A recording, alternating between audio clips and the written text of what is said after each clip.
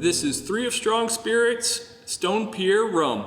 This rum is a very cool blend of our own house-made pot distilled rum, our bright water silver rum, blended with a 5-year aged column distilled Colombian rum.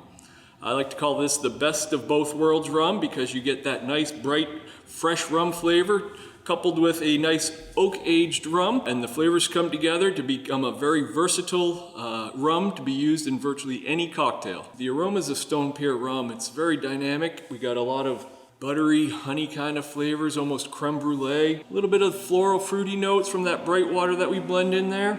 In the taste, you get a kind of a hit of fudge right at the beginning, but that then evolves into kind of a butterscotch and finishes almost like a peaches and cream sort of flavor. You get those fruity notes and a little bit of that nice mouthfeel from the flavor of the butteriness of the peaches and cream.